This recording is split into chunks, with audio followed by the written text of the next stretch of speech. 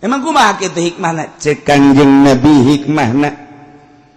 Laparan beuteung, hauskeun hati, leleskeun awak, niscaya lanazara qalbuka ila Allah. Niscaya hate maneh bakal neuleuh ka Allah. Ambuh. Laparkeun beuteung urang, hauskeun hati urang ka Gusti Allah. Kok bisa kos kitu sih? Sebab tina ngalaparkeun beuteung, ngaleleskeun awak, didinya bakal aya katoharohan ruh, bakal aya kasofaul qulub. Mantak Imam Syafi'i ngadu Allahumma mnun alaina bi sofail qulub wa hablana sahihal muamalah fi dunya. Nah eta teh sofail qulub, bening hati, bersih hati. Moal bisa bagi jelema nu deuk hayang nyaho jati diri tanpa puasa, moal beunang.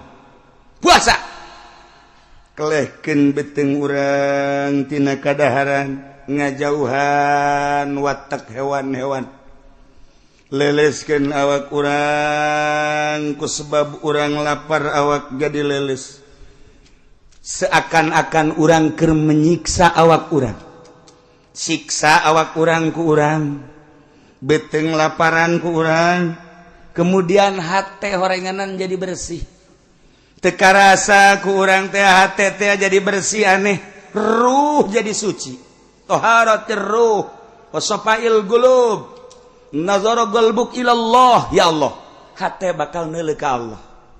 Wa antasumu khairul lakum, puasa leuwih bagus ka aranjeun kabeh in kuntum ta'lamun mun maneh nyaho. Sebab naon? Dina ayat nu itu nage la'allakum tattaqun, menawa anjeun takwa. Arti lagu naon? Puasa eta supaya jadi takwa. Takwa teh naon? Nganyahokeun diri urang bahwa diri urang hamba sieun ka Allah, maka urang nuturkeun aturan Allah. Bakal akur puasa mah nu sugih jeung nu susah. Nu sugih puasa mah teu dahar teu nginum teu jima, nu susah ge teu dahar teu nginum teu jima.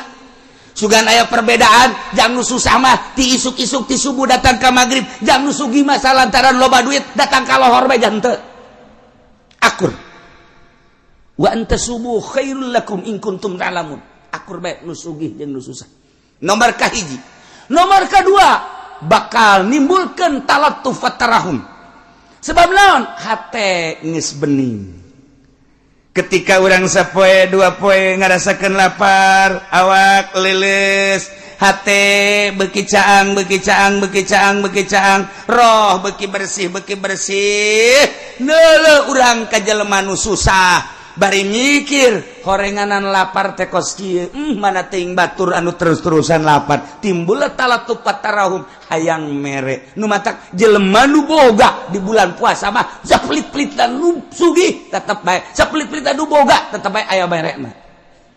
Aya bae merena di bulan puasa mah. Sebab naon? Hatena keur diurus ku Allah. Cak Kangjeng Nabi, wa antasumu khairul lakum in kuntum ta'lamun.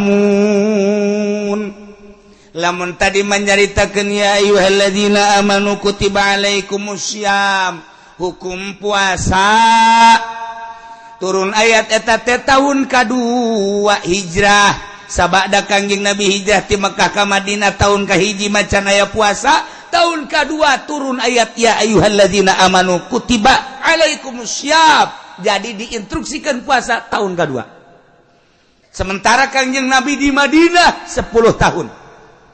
Kangjeng Nabi 10 tahun cokot tahun teu puasa 9 tahun. Jadi Kangjeng Nabi puasa 9 tahun. Kuluhan nawakis kabeh 29. Hanya 1 nu 30 poe.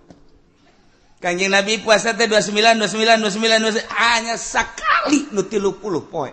Pikih cerita anak ketika turun ayat wa antasumu khairul lakum in kuntum ta'lamun, puasa aranjeun kabeh leuwih bagus ka aranjeun ge lamun nyaho. Berarti kan berbicara hikmah. Lamun tadi berbicara hukum kaparduanana, lamun carita kaparduan berarti hukum. Tidinya aya syarat jeung aya rukunna. Nah, diijmakeunlah ku ulama. ditinjau tina ayat, kemudian ucapan Kangjeng Nabi, jadilah sebuah ketentuan hukum. Ialah fikih, wajiblah puasa, syarat sekian, rukunna sekian, pembatalanana sekian. Ialah hukum. Tina hiji ayat, ya ayyuhalladzina amanu kutiba alaikumusiyam kama kutiba alal ladzina min qablikum la'allakum tattaqun. Ayyaman ma'dudat. Hese urang mah lantaran urang mah teu nyaho asal usulna. Asbab wurudna teu nyaho, asbab nuzulna teu nyaho. Kemudian jadikeun syarat jeung rukun go hese lain lalagan. Kudu dibongkar melalui usul fikih. Nah, tarima asak bae geus urang mah ijma ulama. Mantek lamun Muhammadiyah teu makekeun ka ulama, boloon. Bohong deui nya. Dek dang tibana atuh jam maca Quran ge hese. Maca hadis ge atuh hese. Nyana ge sebenarnya mah hate leutik mah percaya ieu enggak embung ngomongkeun gengsi ka NU. Sakitu doang. Gas antepkeun atuh nyana-nyana aja sarua puasana maka Allah. Urang-urangan urang menggeunaheun geus aya anu mangrangkumkeun Imam kitu Syafi'i. Ah embung make Syafi'i lah. Hayang make Hambali bae sebab urang boga tatangga Haji Hambali atuh mangga. Sing hade bebesi salah ke Hambali eta deui. Atek mana Hanafi bae hegae dek make Maliki mah eta mah. Pokona mah mazhab anu opat mah mudawan. Silakeun ta manggeus. Baik dek make anu mana-mana ge. Acenah urang mah dek pindah-pindah bae. Kumaha pindah-pindah teh? Poe ieu puasa teh dek make Syafi'i, isuk make Hambali.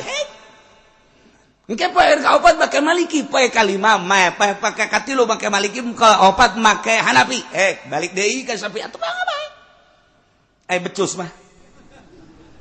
Aduh apa eta Said Maliki Mekah nu mantap disebut Said Maliki. Eta teh nyana teh mazhab Maliki nu dipake ku nyana nama lain Maliki bae. Nyana kadang-kadang sataun make Syafi'i, kadang-kadang sataun make Hambali, kadang-kadang make kitu Hanafi, kadang make karak Maliki. Eta teh kumaherna dina mazhab. Maher dina mazhab. Urang hebat. Urang mah teguh dina Syafi'i bae. Wajan kuku mah Syafi'i bae urang. Geus kapepet-pepet ka karak. Geus kapepet ka karak urang. Neangan. Hebat. Sebenarnya ieu nu paling hebat bah. Nu kos kieu nu paling hebat mantak diakui dunia ge. Urang Mesir ge urang Mesir. Anu manehanana hebat jasa elmuna ka urang Indonesia mah. Tak. Angkat topi ka urang Indonesia mah sebab terus bae Syafi'i. Pajar pinter horeng nyahonangan eta mah. Nyahonangan eta. Ya Allah ya Rabbi. Urang mah kuari dek munggah haji beda munggah haji bingung. Lantaran naon ieu kumaha toapna? Lantaran ieu batal deui aya teu jadi toap teh. Lantaran toap kemudian batal lah. Teu kudu boga wudu lah cek jalan geus terus bae. Masa kitu sih? Sedangkan syarat toap kan kudu boga wudu. Ieu geus teu boga wudu ja batal deui kan neuk mempertahankan sampai jamal bisa batal deui kajian kumaha ge. Gampang kos kitu mah. Urang taklid ka mazhab Maliki. Hesena. Taklidna tira sapake taklidna teh kuduna wudu jeung toapna. Toap jeung wuduna berarti sebab eta ta'alluq wudu jeung kitu kana toap. Kos kitu mah hese cenah. Sia mah dibere babari ge hese kana bae yo. Geus kieu tuh wuduna wudu Syafi'i nu bodoh mah. Engke toapna toap Maliki, jang nu bodoh masalah. Jang nu bodoh mah dikitukeun ge hese kana bae. Aing mah cenah kumaha aing dah kumaha siapa ya tuh geus. Kumaha siapa nu bodoh mah geus lah. Lah cenah pangeran mah tuh geus ngahampura bae ka aing mah geus. Aing kudaekna ge ka Mekah geus pohara sakeuna geus. Wah moal ngadengkeun kiai ngeribet jagena teh. Atuh masalah. Teu mau kos jelema anu ieu teh anu kompetisi. Gara-gara calon lurah kemudian terepeh nu ieu menang nu ieu eleh akhirna nu elehnya masjid. Ibah heula ieu mah carita. Akhirna ieu masjid kan deuketah. Atuh kan dirinya make promosi. Woi dulur, maningan ke masjid ieu anyar cek ngana. Ngeunaheun dipakena ge. Al jadid ladid walau kal hamid. Pan kitu amat. Tah ieu ngeuna, ieu ge sarua dulur, ulah sok ngahajakeun ka nu anyar geus bogo, masjid urang mah heubeul, kompetisinya na.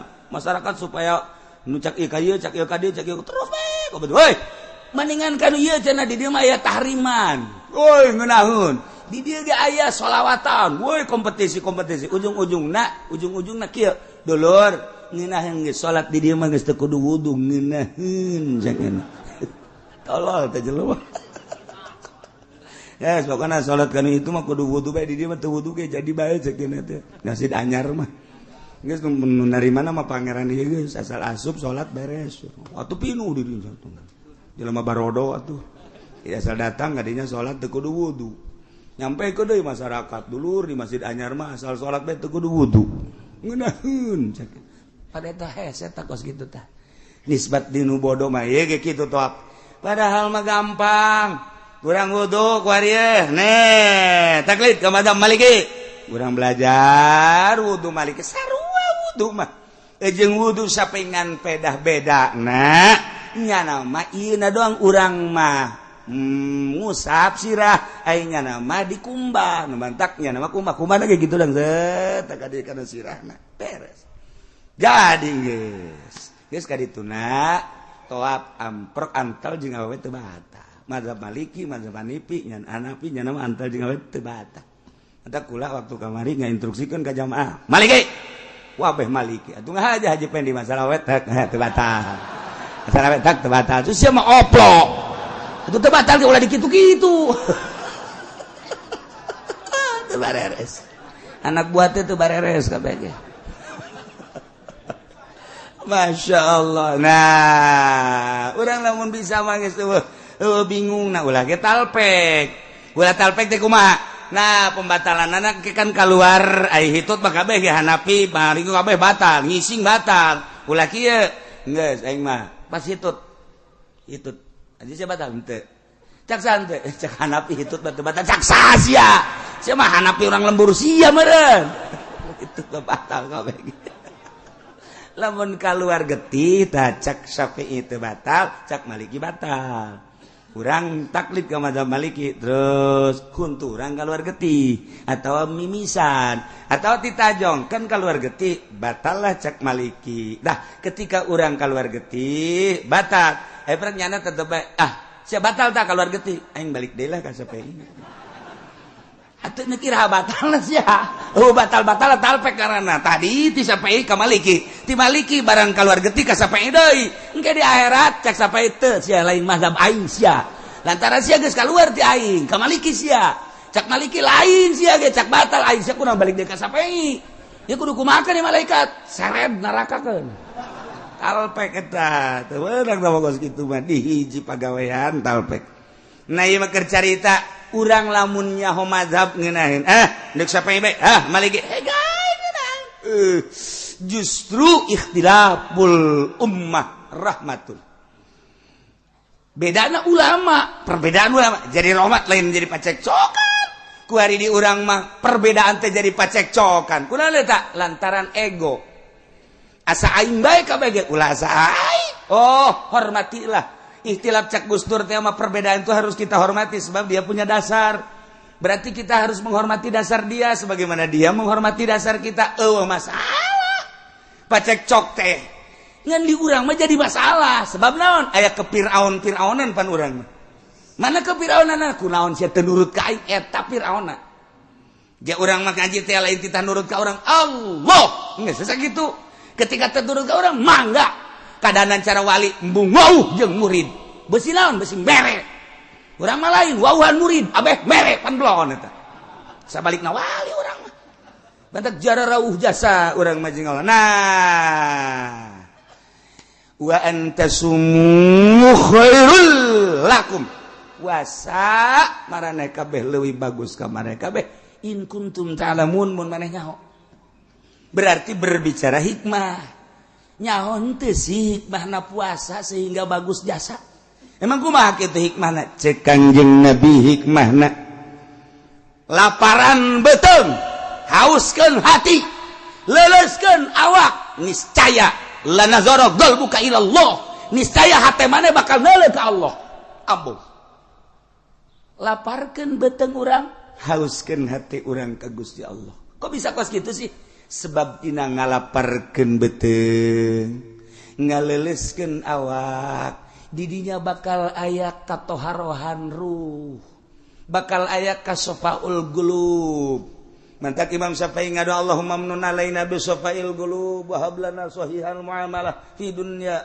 nah eta teh sofail qulub bening hati bersih hati moal bisa bagi jelema nu deuk hayang nyaho jati diri tanpa puasa moal beunang puasa kelehkeun beteng urang tina kadaharan ngajauhan watak hewan-hewan leleskeun awak urang ku sebab urang lapar awak jadi leles seakan-akan urang keur menyiksa awak urang siksa awak urang ku urang beteng laparan ku urang kemudian hate horenganan jadi bersih teka rasa ku urang teh hate teh jadi bersih aneh ruh jadi suci taharat ruh wasafail qulub nazara qalbuk ilallah ya Allah hate bakal neuleuh ka Allah wa antasumu khairul lakum puasa leuwih bagus ka aranjeun kabeh in kuntum talamun mun maneh nyaho sebab naon dina ayat nu itu nage la'allakum tattaqun menawa anjeun takwa artina kunaon puasa eta supaya jadi takwa teh naon nganyahokeun diri urang bahwa diri urang hamba sieun ka Allah maka urang nuturkeun aturan Allah bakal akur puasa manu sugih jeung nu susah nu sugih puasa mah teu dahar teu nginum teu jima nu susah ge teu dahar teu nginum teu jima sugan aya perbedaan jang nu susah mah ti isuk-isuk ti subuh datang ka magrib jang nu sugih mah salantaran loba duit datang ka lohor bae jang teu akur wa antasubu khairul lakum in kuntum ta'lamun akur bae nu sugih jeung nu susah nomor kahiji nomor kedua bakal nimbulkeun talattuf tarahum sebab naon hate geus bening ketika urang sapoe dua poe ngarasakeun lapar awak leles hate beuki caang roh beuki bersih neuleuh urang ka jelema nu susah bari mikir horenganan lapar teh kos kieu mana teuing batur anu terus-terusan lapar timbul talattuf tarahum hayang mere nu matak jelema nu boga di bulan puasa mah saplit-plit dan nu sugih tetep bae saplit-plit nu boga tetep bae aya merena di bulan puasa mah sebab naon hatena keur diurus ku Allah teh betengna ku urang di laparan awak leles mulai hate nyai-nyaian neuleuh ka Allah adapun neuleuhna ka Allah nisbi kumaha kekuatan diri urang lamun ditanya siap puasa dahar atuh embung kurang sieun ka Allah besi disiksa ku Allah eta kan keur neuleuh ka Allah melalui syariat jelema ngalempre bae sia geus teu boga duit bae atuh dahar embung aing atuh dahar bae duit aya naon aya beulieun loba teu aya aing mah teu kajian teu berarti duit di bulan Ramadan mah kunaon emang sieun ka Allah eta qalbuna beuntak teu nu sugih teu nu susah kumaha sia kunaon lapar naon kitu ngaranna nyang heue bae lapar emang kunaon puasa atuh meuli bae teu boga duit pantes atuh sia mah teu boga duit ieu nu teu boga duit tetep bae berarti di dieu aya naon ieu aya nimbulkeun kaistimewaan jiwa urang sehingga urang tertata rapi jam ku urang dideuleukeun bae deuleu uluh kakarak jam 4 2 jam deui geus dihitungan bae neuleuh deui jam 5 sajam deui waduh setengah jam di gelas geus dikiekeun bae gelas sia naon setengah jam deui diambean aing ngambean mah geus seger sagana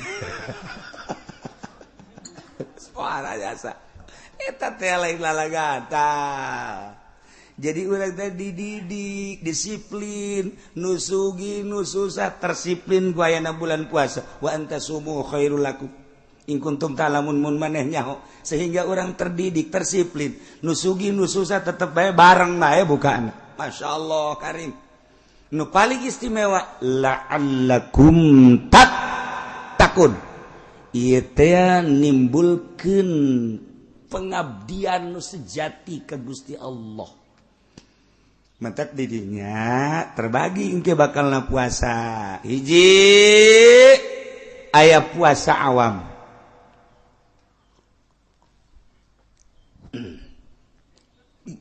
Puasa awam teh hartina puasa sakumaha tadi. Berang teu dahar teu nginum teu jima sakikituna bae. Adapun nu lain mah teu milu puasa. Mata teu milu puasa. Celik teu milu puasa. Malah mah makin bulan puasa makin dicocokan nu make ka dieu teh tah. Naon ngaranna? Tuh, pan sia mah nyaho je boga pan. Jeung osok mata didelekeun bae ka televisi celi di pinuhan. Jadi nu puasa teh ngan sakadar beuteung teu dahar teu nginum. Zakar parji teu diima ngan sakitu doang puasa awam. Ieu mah nu kos kieu mah yeuh disangsikeun asup ka sorgana. Sebab ieu mah puasa teh pupuasaan. Can ka asup puasa nu kos kieu. Masya Allah. Okos nu munggah haji lolobana macan jara di haji. Sebab urang munggah haji teh ngan sakadar deuk neuleuh Baitullah doang, muteran Baitullah. Henteu nyahoeun makna daripada Baitullah. Baitullah teh di dinya teh bait Allah, rumah Allah. Urang teh kerja di tamu Allah. Lamun urang sakadar neuleuh Baitullah doang berarti ieu haji zahir. Ketika urang boga rasa ieu teh ima Allah, batin urang kapanggih jeung Allah, maka sikap urang bakal pinuh ku adab. Ditatalah urang di hareupeun Baitullah kira kudu kumaha sebab keur di hareupeun Allah lain aja sosotingan. Beuh toap di soting kotrek. Datang ka imah tuh bapak lagi soting. Tuh apa tuh lihat tuh, bohara, ngarendeng juga orang Pakistan, ada kan? Mending mulai laki awewe deh, tinggal anaknya be, bapak bina amat bapak ini, masa top sama awal orang lain? Iya bapak hebat ini jangan mah kur top kekikian, wah kayaknya bapak mah gila kali di sono. Maknana Baitullah berarti didinya aya Allah. Batin urang teh kapanggih lajeng Allah. Lamun urang kapanggih jeung Allah penuh ku tadarru urang, adab dipetakeun. Ketika urang berangkat ke Arafah, di Arafah teh urang teh keur ditongton ku malaikat. Allah ngerahkeun seluruh malaikat nongton ka jelema nu keur wukuf di padang Arafah. Deukeun coba hamba-hamba aing cak Allah, aing nu sangat deukeun. Urang keur ditongton ku Allah. Ditonton ku malaikat, kumaha perasaan orang ketika orang di hadapan ku Allah. Lain zahir, batin orang teh keur jeung Allah. Kitu keneh ketika orang di Muzdalifah. Di Muzdalifah teh mulung batu. Urang teh seakan-akan deuk ngalempar setan secara zahir nurutan Kangjeng Nabi Ibrahim alaihissalam. Padahal keur miceunnan zahir, keur miceunnan nafsu-nafsu urang, miceunnan dosa-dosa urang. Satu batu piceun ku urang, nafsu urang. Laum piceun bismillah Allahu akbar. Tek. Hawa piceun bismillahi Allahu akbar. Tek. Terapkeun zahir kana batin. Urang wudu ge lamun wudu zahir bae mah kieu-kieu bae. Tapi lamun dibarengan ku batin, zahir urang wudu, batin urang wudu. Zahir urang kekemu, batin urang kekemu. Zahir urang teh ka irung, batin urang ka irung. Zahir urang ka beungeut, batin urang ka beungeut. Zahir urang ka leungeut. Jadi ketika urang beres wudu, zahiron wa batinan, engkena bakal sieup ka deuleuna. Itu kene salat zahir kos urang, salat batin nu mantak tanha anil fahsya'i wal munkar. Salat eta nyegah tina fahsya jeung munkar. Tapi kuari mah kan salat mah salat fahsya jeung munkarna henteu kacegah, berarti can salat. Encan salat lamun ki haji salat tapi ngridit keneh encan salat hakikatna mah. Sebab teu tanha anil fahsya wal munkar. namun Ki Haji salat tapi masih kene ngagulingkeun ngagunakeun duit bank encan salat kajen kumaha ge sebab bunnya bener-bener salat tanha anil fahsya'i wal munkar.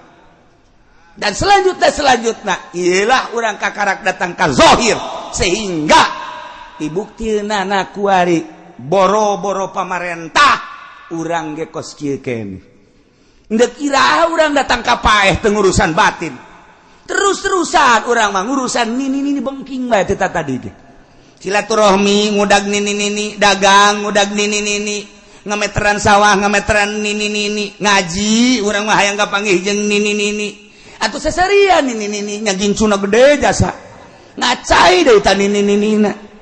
Ya Allah ya Rabbi horenganan urang lamun dibuktikeun kos komo Kangjeng Nabi mah lewat neule bangke embe. Cek Kangjeng Nabi naon eta? Bangke embe. Nu bogana resepen teu kabage. Iya tuh teu. Urang mun dibere daek teu hayang. Dunia eta kos bangke embe. Nu bogana ge mbueun teh ka bangke. Urang kuari lamun ngudag-ngudag dunia berarti urang ngudag-ngudag bangke. Urang lamun teu dikitu-kitu moal jadi norikoh. Urang mau norikoh teh boh justru hayang dunia. Kabeja ku batur torikot boh murid dikumpulkeun sia nu sugihnya ye. Ayeuna sumbang atuh mama ieu. Insyaallah. Yen tarekat teh parugu kuari mah. Tarekat teh teh miceunaan dunia nafsu jeung setan, endahan ngagugulung nafsu jeung setan. Ngajelah nu mantak urang batin wa antasumu khairul lakum in kuntum ta. Lamun mun manehnya bahwa puasa eta leuwih bagus lantaran naon? Lantaran puasa teh endek nempokeun batin urang ka Gusti Allah. Nu mantak Syekh Junaidil Baghdadi neangan guru datang ka ieu lain, datang ka ieu lain, datang ka ieu lain, datang ka ieu lain. Plek aya kapanggih guruna. Wah ieu barang kunyana ditaliti teu buka-buka puasana terus bae geus 20 tahun teu buka-buka puasa. Buka dengan sakadar lebaran tasrek lebaran tasrek lebaran tasrek. Cek Imam Junaidil Baghdadi ieu nu kaing kudu diguruan mah. Nyana asup ka dinya ngaguru. Terima biasa norekat. Beres tamat tidinya hayang puas boga guru. Neangan deui guru torekat teu kapanggih aya jelema masyhur jasa saat eta. Pohara jasa muridna ge ribuan, kamasuranana pohara jeung kacaritakeun ku batur teh jana teh ahli Allah, diintip ku nyana teu pernah puasa dahar bae. Bingung cek Junaid deui. Berarti can usul ilallah nyana. Ketika nyana ngaguru di nu pertama kakarak nyana boga hati-hati doang ihtiyat. Geus rada nyai-nyayan ngan encan usul. Begitu kapanggih jeung guru nu kadua. Endek ka guru nyana tapi ieu mah guru tilok puasa. Isuk-isuk ngawudu. Berang setik dahar. Sore dahar deui. Aya makan malam sagala. Cek Syekh Junaid ai masurna mah pohara, muridna ribuan. Tapi kok teu pernah puasa. Aneh cek. Jadi ulah ieu ai ngaguru ka nyana. Sedengkeun hayang ieu teh batin teh hayang usul ilallah. Geus ngaguru dinu pertama. Tapi can aya kapuasan, ieu manggih guru kabehan dituduhkeun ka dieu tapi ieu mah teu puasa-puasa. Karek datang assalamualaikum. Ulah sok mang cek guruna. Ulah neuleuh daharna.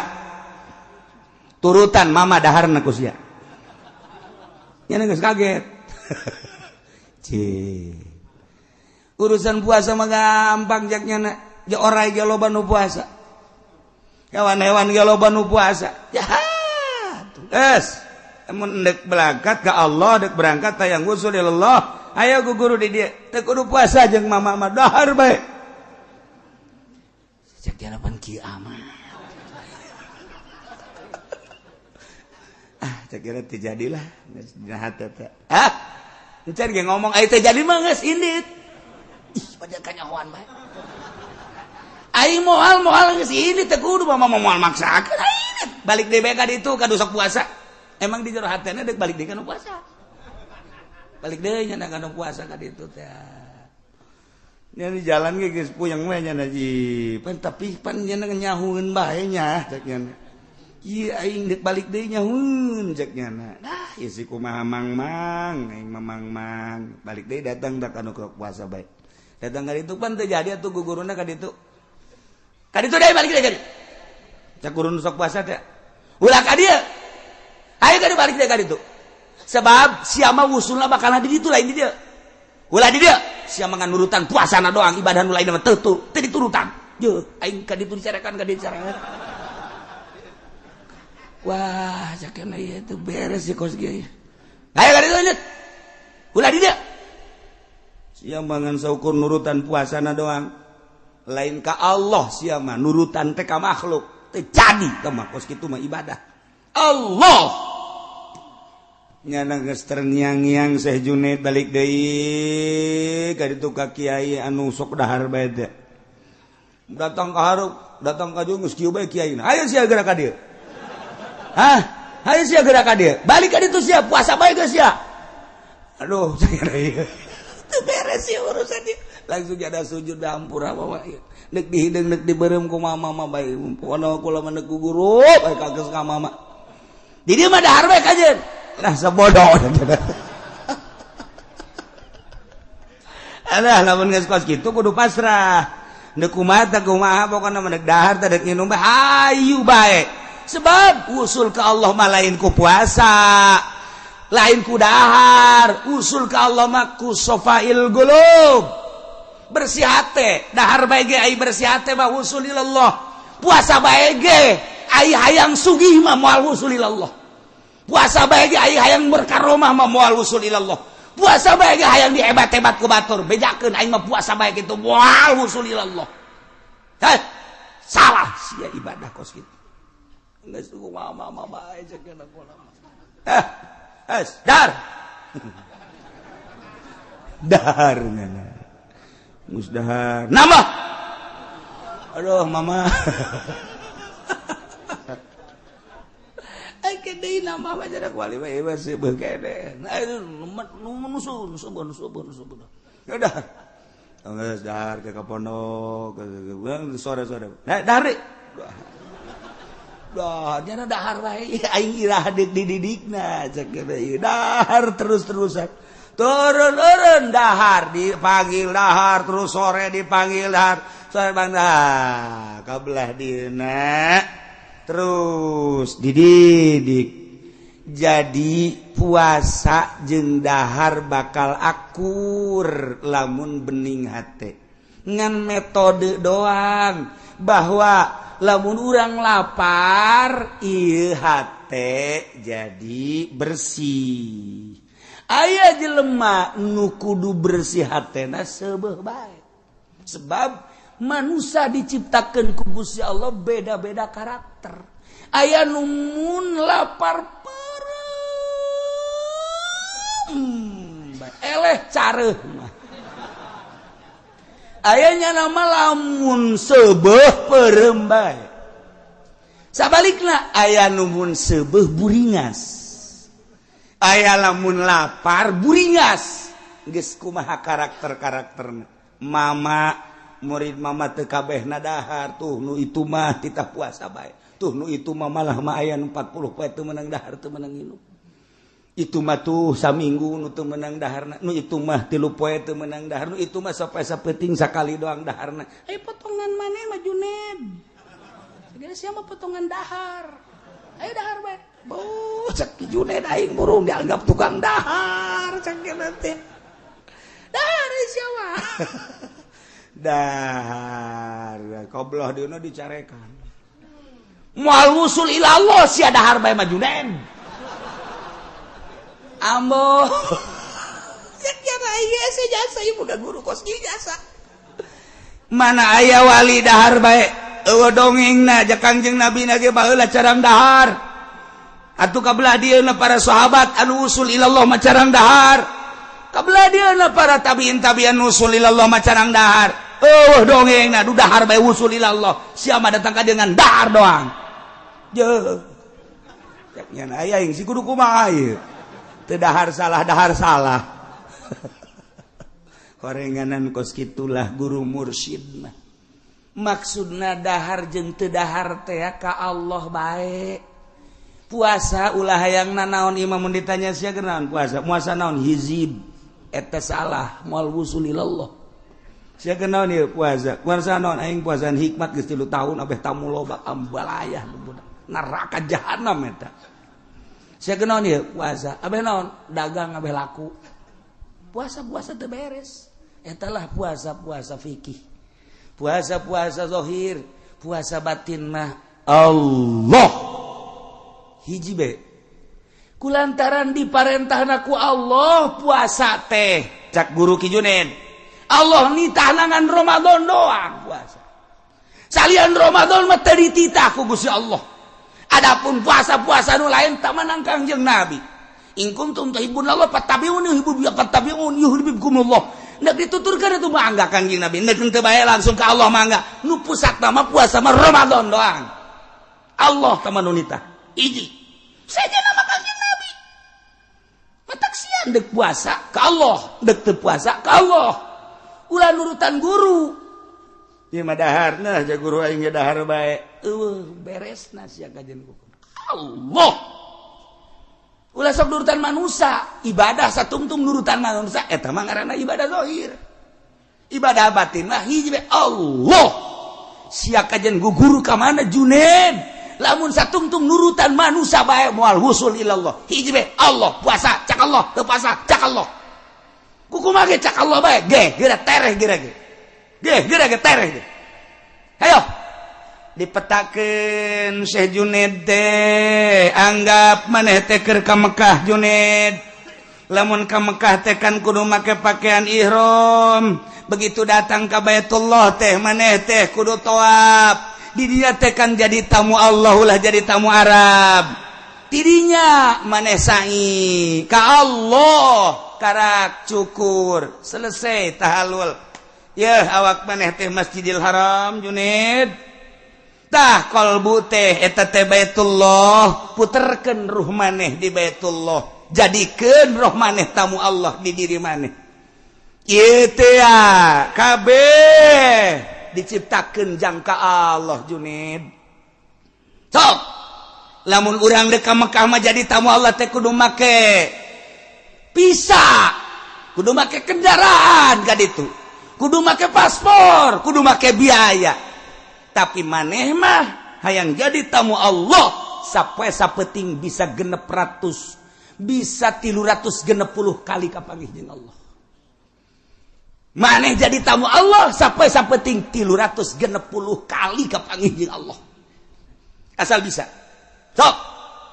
berem sidakep cekel hate cekel galbu sok rasakan bahwa di diri maneh teh di jero aya Baitullahan wa tahhir baiti lil taifina wal akifina sok bersihkeun ku maneh hate maneh ulah aya nu narangtung di jero hate tahhir baitia qalbu sucikeun di taifin wal akifin war rukais sujud ulah aya duniaan ulah aya makhlukan ulah aya nafsuan bersihan toapkeun roh maneh di dinya moal kebal kapanggih maneh jeung Gusti Allah geura-ge teu kudu puasa dek puasa mangga dek dahar mangga beda horeng perjalanan batin mah urang mun kuari nyaritakeun puasa nu tadi puasa parentah Allah Ramadan melalui fikih tadi teh puasa umum kuari urang naik ka puasa khusus ilukeun raga urang puasa lamun tadi teu dahar teu nginum teu jima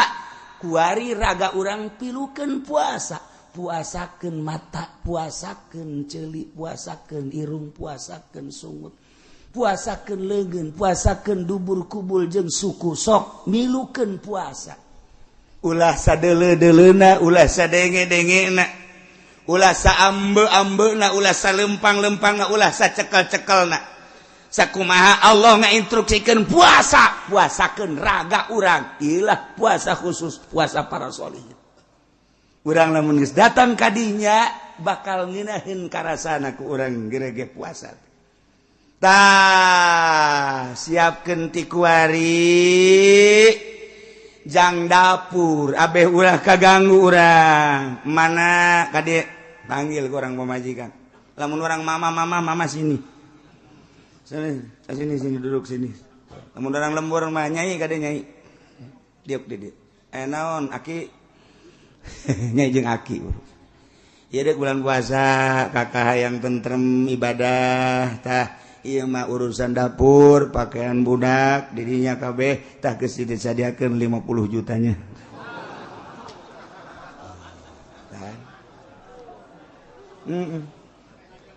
cak pemajikan mudah-mudahan bulan jadi Ramadan kabeh sakna.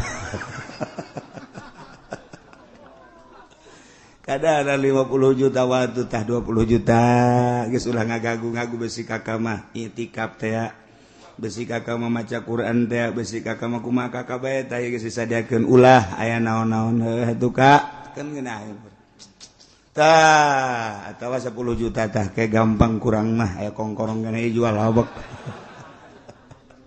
tak etak kan nginahin gitulah para solihin baheula abeh tentrem tenang di jero bulan puasa teh kumaha dirina ka Allah ulah aya kegiatan naon di jero bulan puasa teh hiji bae ka Allah mentak Syekh Junaid di pagahan ulah kanyahoan puasa sanajan maneh puasa ulah kanyahoan puasa ka Allah bae anu nitah puasa Allah anu neuk ngaganjar Allah nu rek narima Allah ngaganjar ka Allah maneh puasa ulah kena kanyahoan bahwa maneh puasa sok hayo laksanakeun nyana puasa di luar bulan Ramadan sanggeus puasa terus kadatangan tamu lamun nyana teu nginum bakal kanyahoan puasa supaya ulah kanyahoan puasa nginum puasa wali bakos gitu lamun eueuh tamu poe eta atawa aya tamu ge lah nu kira-kira ngan sakur-sakudak sakedeng sautak saeutik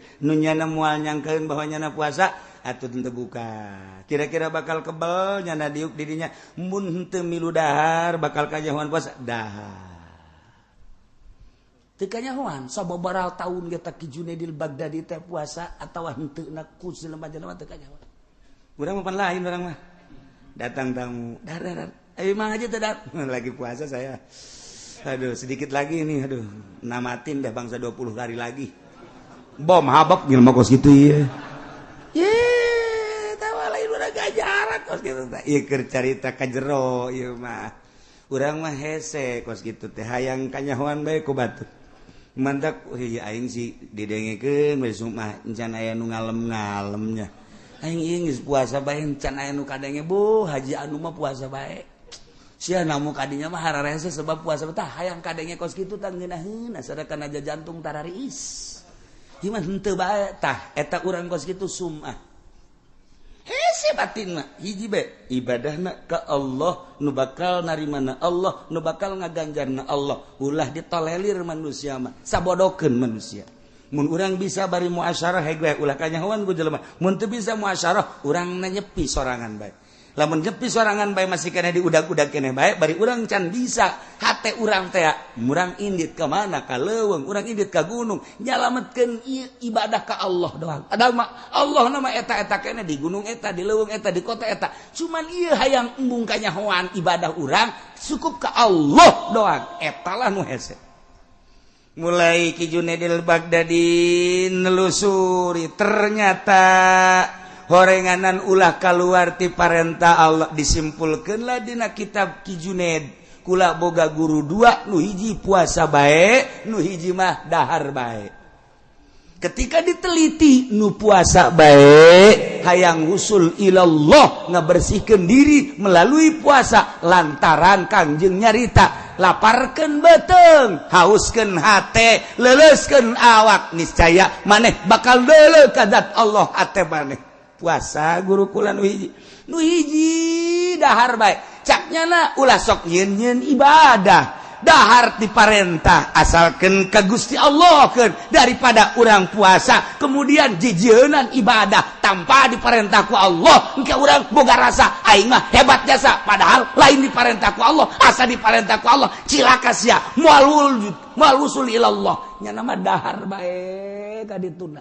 artina dahar ge ilaha dibutuhkeun dahar ilaha dibutuhkeun nginum eta lah nu diparentah ku Allah ketika orang lapar dahar cak Allah kulu wala tusrifu ketika orang haus israbu wala tusrifu ketika orang tuduh sare etalah sesuai jeung perintah Allah asal urangna asa diparentah ku Allah usul duanana ilallah tinggal urang bedek milih nu mana neuk puasa bae mangga neuk dahar bae mangga asana urang memilih nu dahar bae tungtung nama atuh beuteung jebak usul mah henteu. Nah puasa awam sakadar teu dahar teu nginum teu jima raga mah teu milu puasa khusus teu dahar teu nginum teu jima raga milu puasa solihin puasa khusus golbu teu sadetik-detik acan poho ka Allah ieu mah puasa para anbiya.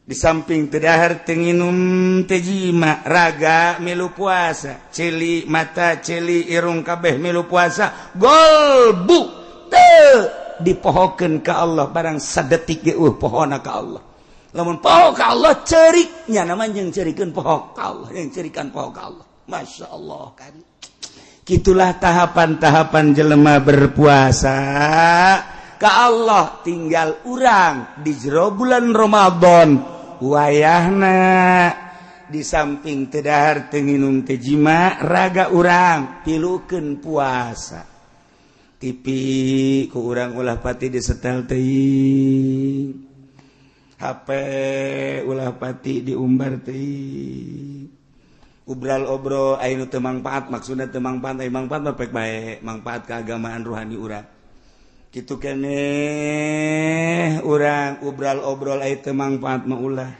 dula deuleu urang sing hade ieu mah lain makin bulan puasa makin menjadi-jadi asal jam 5 bae weuy iyalah neangan burit caknyana mah burit di teangan datang meureun padahal mah teu di teangannya datang bae geus mending di imah urang maca Quran tahun kamari mah urang ngan bisa namatkeun sakali coba tahun ieu mah hayang 3 kali lah berarti 10 poe sakali 22 kali 30 kali ge kurang diplot eta ge saeutik teuing lamun nyaritakeun para wali Allah mah beurang sakali peuting sakali tamat Quran teh berarti lamun 30 poe teh 60 kali tamat mantep jasa urang ngan bisa dongengna doang kuari Qur'anna di mana karanya jangan kanyawan di Qur'an ya leungit Qur'an masyaallah karim itulah para jamaah kaum muslimin wal muslimat rahimakumullah jadi aya kitu puasa instruksi tadi ya ayyuhalladzina amanu kutiba alaikumusiyam etalah bag-baganana fikih aya urusanana hikmah wa antasumu khairul lakum in kuntum ta'lamun iyalah dipakai ku ahli-ahli thariqah ahli-ahli tasawuf di luar bulan Ramadan ge mun maneh nyaho horeng puasa teh istimewa sebab naon ngabersihan galbu nyucikeun rohani sehingga urang bisa ndeuleuh ka Gusti Allah hikmahna nu paling istimewa la'allakum tattaqun berarti urang kapanggih jeung jati diri urang yakni urang bisa mengabdikan diri sebagai hamba anu sejati ku ayana puasa mudah-mudahan urang kabehan dibere kuat dibere tabah dibere ngeunaheun puasana tinggal tanggal hijina iraha kiai alhamdulillah anu ngitung saantero dararatang ngitung-ngitung melalui hisab qot'i termasuk epimeris termasuk hitungan jenis ialah loba ternyata kukula geus ditelaah akur kabeh jeung perhitungan kula alhamdulillah tina sekian anu ngitung ieu hasilna tahun ieu insyaallah urang puasa bakal bareng sebab derajatna gedena luar biasa hadhil harakah li amalil hisab li ma'rifati awal syahri Ramadan sana 1436 Hijriah hasilna luar biasa aya nu ngiriman 5 di Jawa hiji kemudian di daerah urang dan di Kulon ngakurkeun hisab akur kabeh. Jadi keterangan geus teu kudu dicaritakeun sebab ieu mah gede jasa darajahna akur kabeh ieu mah. Jadi darajahna ieu malam Kemis 10 derajat 30 dakika. Masya Allah. Mentak ieu mah geus bisa kadeuleu langsung ku urang kieu bae geus. Urang nuleukeun ka kulon bae geus bae teu kadeuleu ge tuh bulan geus kitu bae geus pokona. Jadi lamun dicaritakeun panjang sebab ieu akur kabeh hitungan-hitungan. Nya itu Selasa legi 16 Juni 2015 pukul 20.41 kabeh lamun dicaritakeun ti mimiti Rabu kemudian Kamis na ieu mah geus bae malam Kamis deuleu ka kulon 10 darjat 33 dakika. Jadi luhur bulan jeung gede. Insyaallah lamun cek ahli falak cek guru kula di Cipanas itu papih gitu kene Kubang lamun urang ngitung 10 derajat menang 10 derajat eta bakal 10 tahun bakal bareng bae puasa. Lamun teu aya macam-macam, lamun teu aya unsur-unsur ti nagara surah guru geus kadege bae papih Cipanas Kiai Kubang Izudin lamun urang abah di dieu lamun urang nakwim menang 10 derajat engke kadituna selama 10 tahun kurang lebih bakal akur bae. Ramadan teh Sawal naon kan 1 Ramadan jeung lebaranna bakal akur lamun eueuh unsur-unsur. Geus coba ge urang cirikeun. Teu batak geus gaji palak teh geus mun dicaritakeun segala rupana rame. Di samping rame indah, di samping indah kadituna bisa jadi dukun. Ieu palak ge kos kitu tah. Geus urang geus kadituna mah leuwih jauh lama ge geus teu kudu dicaritakeun mah lantaran gede jasa ieu mah bulan. Nge lamun aya anu embu puasa perbo, ieu tetep encan sebab ijtima'na malam. Kemudian lamun aya nu puasa poe Jumat atuh tah derajatna ka ditu bisa lain 10 derajat bisa sabaraha derajat tah mah kumahanya bae geus tah. Nah tinggal lebarana urang Jumat 4 derajat leuwih. Jadi urang puasa poe Kemis Jumat Sabtu Minggu Senin Salasa Rebo Kemis Jumat lebaran berarti urang puasa sabaraha poe 29 poe. Lamun urang nyaritakeun tentang falak kelas nasional Indonesia atawa kelas internasional nu diceklan ku negara ru'yat tapi berpatokan hisab. Selalu kitu bae.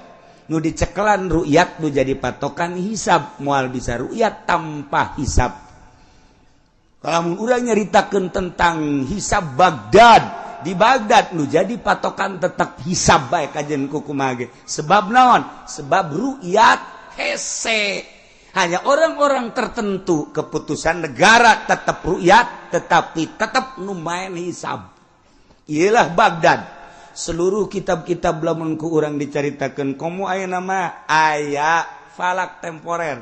Ieu teh di deuleu tetap kudu hisab bae. Negara memutuskan ru'yat sebab sumuli ru'yati wa abtilu ru'yati tetapi tetap nu kudu ngadukung di luhurna adalah hisab. Teu bisa teterlengan ru'yat. Haju kuari kurang ru'yat di Indonesia dibayar. Nu tadi kuduna kudu syahadah hisbah. Ulah aya bayaran-bayaran.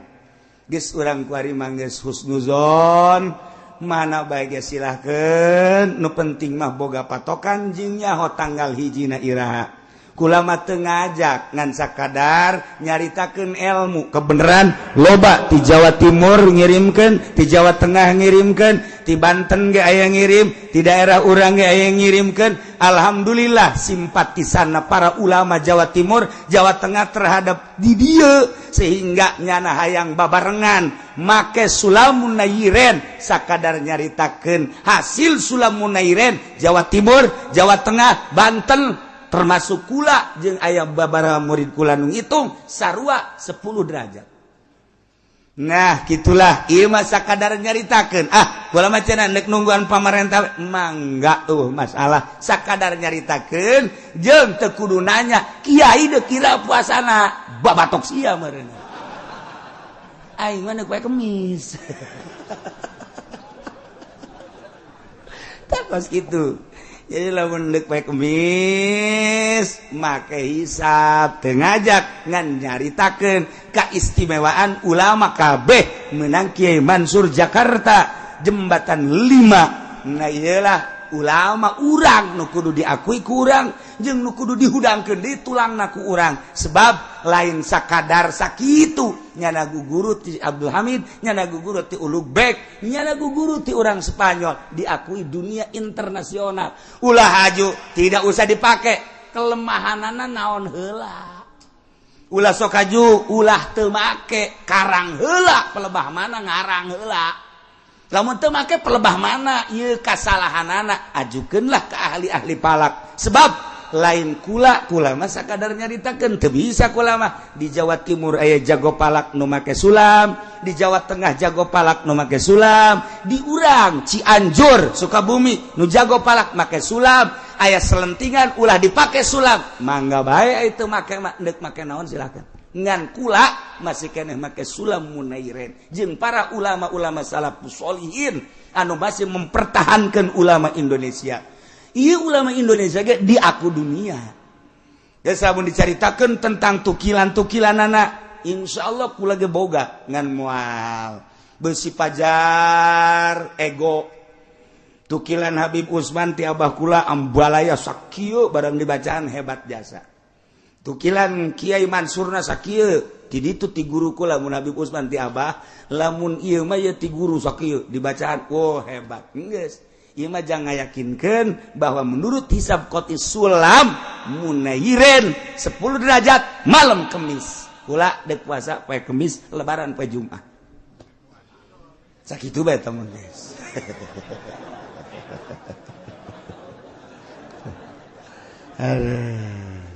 Loba jasa. Tah ieu mah nomor kahiji ala kadar dicaritakeun tentang puasa besi poho doang padahal mah geus nyaraho.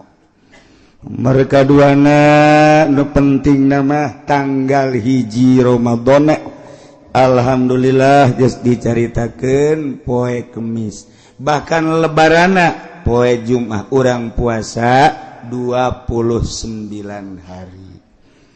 Kemudian selanjutnya salila urang ngaji kula mah sompral jeung sogol tapi eueuh maksudna naon iwal tidurutan guru-guru urang tuan Syekh lamun keur nyarita aya kasogolan abah kula aya naon maksudna ngaremukeun hate endek dirapihan deui hate kabeneran kasinggung nyanana bener-bener nutup hate salila ieu alhamdulillah eueuh nu kasinggung aya ge 1 2 3 4 5 6 7 8 9 aya nu ngomong kieu aing mah moal waga ngaji ka Cilongok cek nyana teh ditanya ku batu emang kunaon nyana mah nyinggungan bae bang sedengkeun aing make duit bang aing mah panjieun perumahan make bang aing moal waga ka Cilongok satungtung aing make duit bang aju bebeja ka kula atuh saha nu ngundang deui na aing mah henteu ngitan teu ngundang teu jeung aing mah teu perlu ka sia atuh perlu ngadengikeun aing los teu perlu atuh masalah ka di akhirat ge masing-masing bae aing ka surga atuh sia-sia cenah cuma sok aju mantep jae sok aju yakin ka surga atuh aing teu yakin ka surga mah kumaha ngajakna aing teh yakin jasa bakal ka surga boh cenah so amat aing dihareupeun sia mah aing sok-sok mun dihareupeun Allah aing teu ieu mah keur carita kasogolan kula masalah eueuh nu dituju hiji-hiji jelema ngan sakadar hiu urang babarengan mengenal Allah melalui syariat mengenal Allah melalui thariqah kadaanan urang mengenal Allah datang ka hakikatna salila satahun dina pengajian tentu kasogolan kula karasa na iyalah hampurakeun kula jeung kula insyaallah ngahampura. Kahiji nomor kaduana besi aya kasalahan-kasalahan naon kula hampura jeung jamaah kabeh teu kudu menta hampura ku kula geus dihampura. Berarti tingkah ucap jeung pagawean besi aya salah kula jeung bapak-bapak ibu-ibu kabehan ulah aya naon urang silih hampurakeun. Urang kuari babarengan mudah-mudahan ke di akhirat ge babarengan deh.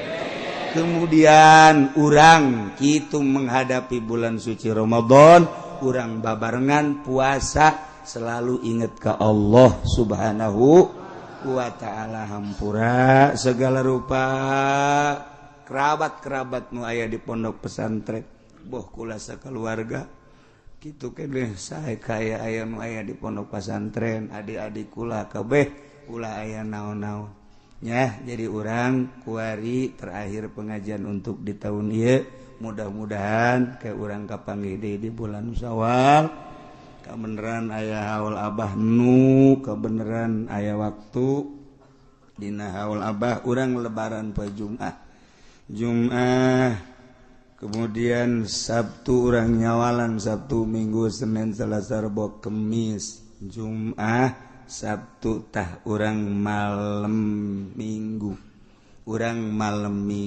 malam 9. Jadi Jumat Sabtu Minggu malam 10 berarti malam Sabtu tah eta malam Sabtu malam 9 urang haul abah. Lamun nu aya waktu keur teu ka mamana urang babarengan zikir anu aya waktu anu teu aya waktu basalah. Aya nu mantap Gusti Allah nitah puasa emang kumaha kitu eta? Nu mantap Gusti Allah nitah puasa lantaran ieu manusia titah deukeut ka Gusti. Sebab cak Gusti Allah aing nyieun sia supaya dedeketan jeung aing ke di akhirat mun sia deukeut jeung aing ku aing dibere tempat nu indah, dibere tempat anu mulia, dibere tempat sebagai penghargaan deukeut da anjeun ka kaula sorga. Di mana anjeun jauh ka kaula ku kaula bakal dibere tempat di neraka sakitu jangan. Nu mantap Kangjeng Nabi tugasna basyirau wa nadhira. Hiji ngabubungah sorga, dua nadhirun nyingseunaan neraka. Sakitu bae. Geus tugas kiai geus sebagai warasatul anbiya sakitu bae. Tuturkeun Kangjeng Nabi lamun Kangjeng Nabi dibere tugas basyirau wa nadhira atuh kiai nage kuari sebagai warasatul anbiya kudu basyirau wa nadhira. Dudukeun dia jalan sorga ieu. Ieu jalan neraka ieu Golkar ieu. Udah duduk. Ulah sambarangan. Babagi tugas kiai tugasna corong Al-Qur'an. Pemerintah tugasna corong Amerika. Sakitu bae geus teu bisa diganggu gugat sama di Indonesia mah asal lu jadi pamarentah nyana kepanjangan beung Amerika. Kepanjangan sungut bule. Kiai mun mimilu kadinya sarua min jumlati Amerik. Sarua bae. Hese-hese tah. Jadi ngaji mantek mah kos kitu, teu kudu dicaritakeun kulun pa badun, kulun palesa badun, kulun palesa. Teu kudu buktikeun bae kos kitu. Ulah nyaritakeun mantek-mantek bari nyana henteu bermantek. Palu kuduna teh mah. Nyimpul guys, corong Quran kiai mah, corong hadis, corong ulama eta kiai. Ulah jadi corong Amerika, mun geus jadi corong Amerika boga mobil di dunia nama, di akhirat dikerekep sia ku malaikat. Ji ulah sambarangan huahe naik Avanza sia. Deulekeun ka dituna emang kumaha sakumaha sih ngeunahna Avanza. Di akhirat dibeulem naonan. Gara-gara jadi corong Golkar si Amerika di bawah.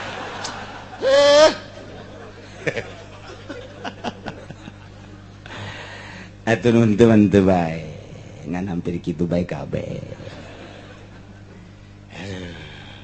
Ieu mah keur carita kasimpulan. Dihenteu teh gatuh kitu bae. Dihenteu teh ge kula mangan sakadar ngabejakeun doang pedah Kangjeng Nabi basyirau wa syahidaw wa mubasysyirau wa nadhir. Kumaha kitu? Kieu lazatud dunya arbaatun kalazatan dunya aya opat sakadar opat kanikmatan dunia.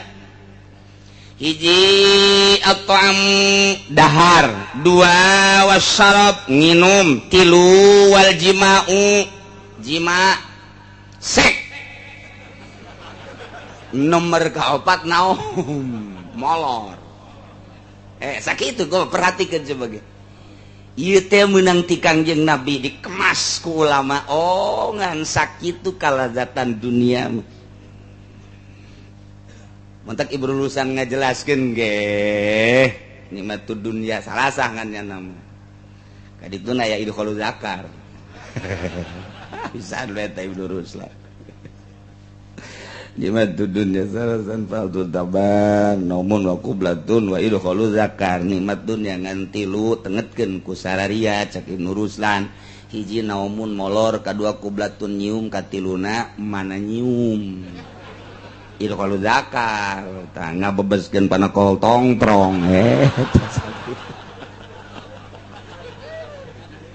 ci atuh kumaha ngomongna sia eta coba atuh jak kitu ti dituna kitu tuh kitu bae.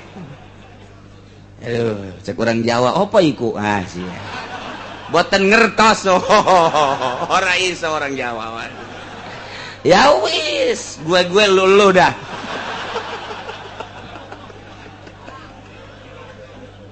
Apa ikut cenah? Aduh, masya Allah. Emang orang Jawa mah pikaserian bae. Pikaserian bae ke cerita Gus Dur teh diundang ka Mekah ku raja, dia aya nu dibawa ulama kiai 10. Barang datang ka istana kerajaan di ditu di Arab. Aya aula di luhurna merekna aya mamnu'ud dukhul. Nyana kieu bae. Astagfirullahaladzim. Astagfirullahaladzim. Gideg bae dia teh dihareupeun lawang. Sambarkeun ku Gus Dur, ono apa sih? Gus Dur atuh. Iki cenah, opo iku? Iki mamnu duhul, dilarang berduhul di sana. Berarti ini tempat duhul katanya. Waduh, cek Gus Dur teh ya, dasar teh nyakola. Orang NU teh nyakola. Ini mah dilarang masuk. Bayinya di Indonesia nyebut duhul teh ka pemajikan. Jadi itu barang kamar mamnu duhul, emang ini tempat duhul kali ya. Tuh, emang itu ngaraji kos kitu tah. Mamnu duhul padahal tempat kiki tua.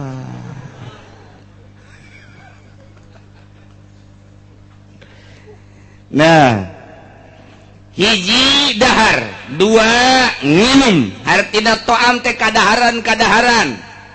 Imimiti dahar berikut bubuahanana. Nomor kedua inuman, nomor katilu jiman, nomor kaopat ieu adalah sare. Jelema asal geus teu ngeunah dahar, gas gada siap-siap ngameteran taneuh 1,5 meter. Oh 2 meter. Teu ngeunah nginum kitu keneh bae. Di mana-mana geus teu kuat jima, geus moal kebal deui. Komo, duh cenah kiai geus 4 peting teh teu bisa es. Kunaon emang wallahu alam atuh geus si memere bae cai ngan geura siap-siap bae ka ditu. Neuk ngarendeng jeung abah apa jeung emak. Opat eta. Nah, ternyata begitu diteliti fa innaha hijabun lil abdi anillah. Nu opat eta karena kalazatan dunia jadi hahalang terhadap manusia, terhadap hamba, terhadap jelema tidak deket ke Allah. Nu opat eta ngahalangan deket ke Allah. Jelema loba dahar jauh jeung Allah, loba nginum jauh jeung Allah. Eta mah deket jeung kebo bule. nomor katilu jima jauh jeung Allah. Nomor kaopat naom ieu pertama loba molor teh atuh jauh jeung Allah. Boro-boro jeung Allah atuh jeung dulurna ge jauh. Jeung atuh dulurna nanyakeun ka mana si eta? Hees. Aduh aing mah boro jeung Allah. Jeung dulurna jauh, jeung babaturanna teh jauh. Ieu molor. Nah ieu lah hijabun lil abdi anillah. Numandak wa idza furida as-shaumu syahran ala wa idzan furida as-shaumu syahran ala Muhammadin wa ummati kulantaran eta nu opatea jadi hahalang terhadap hamba ka Gusti Allah. Allah mardukeun puasa ka Kangjeng Nabi jeung umatna tina sataun sabulan supaya ngarasa deket jeung Gusti Allah Subhanahu wa ta'ala. Orang di bulan Ramadan mah darekeut dasana ka Gusti. Insyaallah salaki bager ka pamajikan. Pamajikan bager ka salaki. Eta Ramadan teh kos kitu teh. Ka anak bager, ka tetangga bager, anu boga mere, nu teu boga menta bager ngaranna. Insyaallah, insyaallah. Istimewa jasa. Ya Allah, ya Allah. Hiji nomor kaduana hikmah tina dipardukeun puasa 30 poe. Nu mantak ieu puasa 30 poe atawa sabulan. Kunaon emang? Ieu sasakalana. Inna abana Adam alaihi salatu wassalam sanyana Kangjeng Nabi Adam. Bapa urang kabehan alaihi salatu wassalam lama akala begitu anjeunna ngadahar buah khuldi nu dilarang ku Gusti Allah langsung ku Gusti Allah ditegur bakia min jawfihi miqdaro salasina yauman di jero beuteung nyesa 30 poe. Ya Adam, hai Adam, turun maneh. Eta teh akan dilarang teu meunang di deketan, teu meunang di dahar. Ku anjeun dirobak turun. Turunlah Kangjeng Nabi Adam. Nu dibawa ku Kangjeng Nabi Adam ti langit ti sorga opat. Nomor kahiji daun. Sebab pakaian eta kabeh kena dicopot ngan ampok-ampok doang. Nomor kedua kulit. Iyalah nu pake beber ampok-ampok. Nomor katilu aya madu sacak-celak dibawa ku Kangjeng Nabi Adam. Nomor kaopatna ieu adalah getah ambar. Opat Kangjeng Nabi Adam mawa ka dunia. Gitulah dongeng Kangjeng Nabi Adam. Langsung turun di India. Ngusruk Kangjeng Nabi Adam sujud. Sanggeus sujud ku Gusti Allah diantepkeun bae satungtung eta buah nu aya di beuteung aya keneh. Beak-beak 30 poe. Eueuh 30 poe. Ya Adam irfa. Hei Adam, tanggah. Tah dihampura dosa sanggeus teh kahitutkeun, kaisingkeun, kahitutkeun, kaisingkeun 30 poe ka 40 poena bersih, maka Kangjeng Nabi Adam ditarima tobatna. Tah dumadak urang ge kuari 30 poe dibersihan ke ditungtung tanda ditarima tobat menang Lailatul Qadar. Aduh Masya Allah nikmat biasa menang Lailatul Qadar. Baca-baca teu kudu ngaburi nyai bae Lailatul Qadar mah.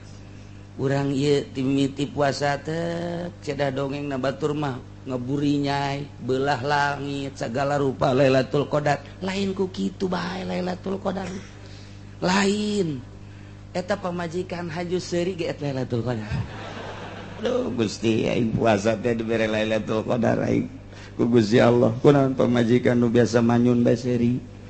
Bunga eta Lailatul Qadar. Anak cium tangan. Biasa nama anak geus kieu bae naon ieu bah? Martil katarang abah ye. Katarang abah tapi bulan puasa mah cium tangan eta ngaranna Lailatul Qadar. Komo haju SMS-an jeung jahe mah. eta mah neraka jahanam teman. Masyaallah karim. Tuh. Iyalah hikmahna mentak Gusti Allah nipah puasa ka Kangjeng Nabi sareng umatna salasina yauman bilayaliha. Tak urang mudah-mudahan diberi sehat ku Gusti Allah, diberi jag-jag ku Gusti Allah, diberi daek urang ibadah ka Gusti Allah sehingga benar-benar urang menang ridho Allah Subhanahu wa taala.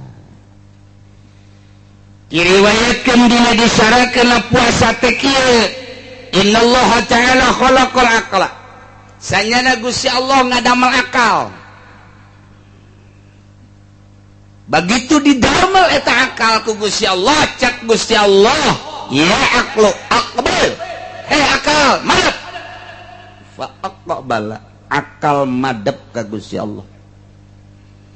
Semagara cak Gusti Allah, ya aqlu adil. Akal, mungkur anjeun.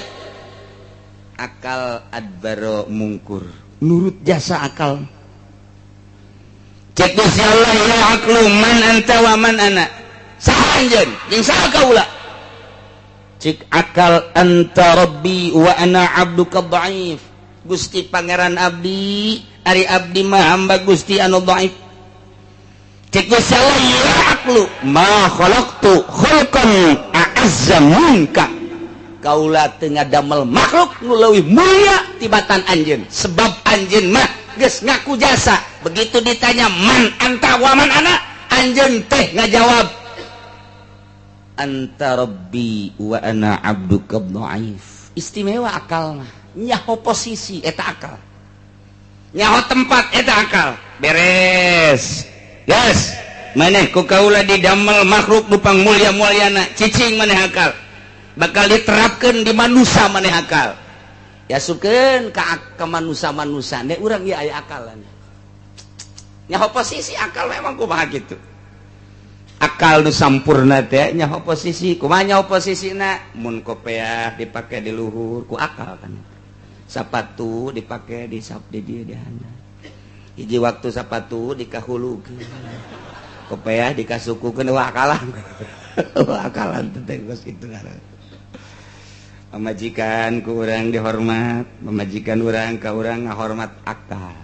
Hiji waktu pamajikan urang ku urang ditoler-toler, aya rangdang ora ku urang dimulyakeun, haji kurang akal. Atau luhur teh teu akal. Kitu bae terus. Beres Gusti Allah ngadamel akal, summa khalaqallahu nafsa.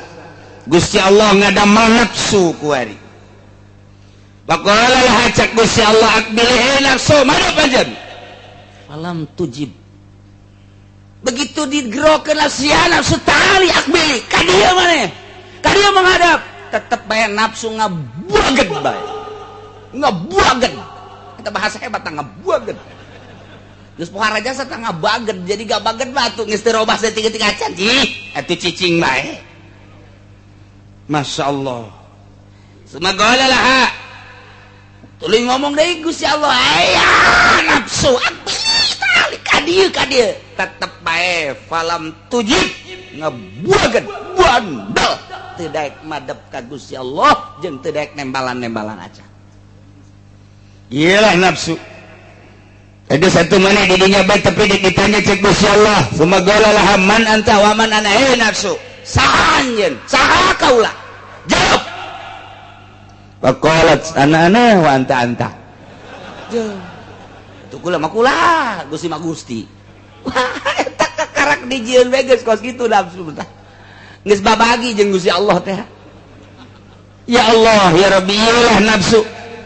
Namantak fa'adzabaha binari jahannam mi'ata sanatin lantaran kakarak dijieun ge geus buang kawarah nafsu mah. Ku Gusti Allah langsung di neraka jahanamkeun 100 tahun digodog ta nafsu teh.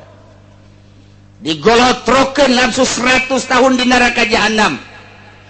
Geus digodog 100 tahun, summa akhrajaha kakarak dikaluarkeun eta nafsu. Tanya deui ku Gusti Allah, nafsu, man anta waman ana sanjen saha kaula kakarak pajabat sunya na ngajawab bari leuleus Gusti anak-anak wa anta yo geus digodog 100 tahun masih anak-anak wa anta kene bae ieu bangka warajasa nafsu mah masyaallah pohara jasa teu bisa digodog ku seuneu.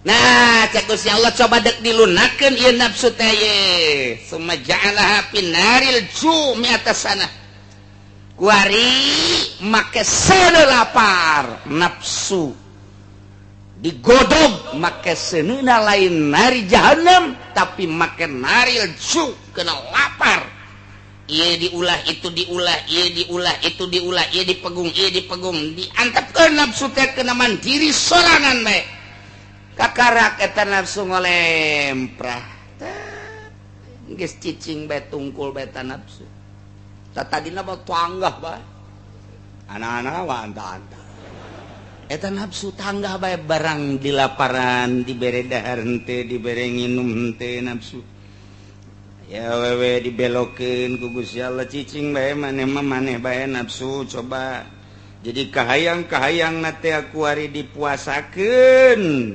kuari kahayang teh diturutkeun kakarak ditanya ku Gusti ya nafsu man anta wa manana saha anjeun saha kaula kakarak fa aqarat cek nafsu inni abduka wa antar rabbu kaulah hamba Gusti pangeran cek Allah teh orenganan maneh mah supaya ngaku ka aing pangeran teh oreng kudu dikosongan beuteung sia nafsu geus atuh kuari mah kieu bae lah wajaballahu alaihi wasallam bisababi dzalik manusa ku aing deuk dititah puasa supaya lunak nafsu nu aya di diri manusia. Nah, gitulah memantak urang titah puasa teh aya nafsu. Geus di jero puasa, ieu nafsu urang teh ulah dikepar bae. Ulah dikepar bae, lempang na bonteng suri geus ngalirik we. Ieu nafsu teh aya nafsu. Atuh nafsu teh rek ngaharep ka Gusti Allah. Di mana-mana buka nya bonteng suri, nya kopi, nya teh manis, nya susu, atuh begitu taraweh teu daek menghadap. Kereknya na tuh taraweh na ge. Milihannya na nu 11 di mana euy? Taraweh nu 11 di mana? Tuh di masjid itu. Ieu urang ka ditu lah di mah 23 sape. Neangan nu 13, neangan nu 11. Barang datang ka ditu geus geus alhamdulillah. Nafsu gara-gara bonteng suri tah.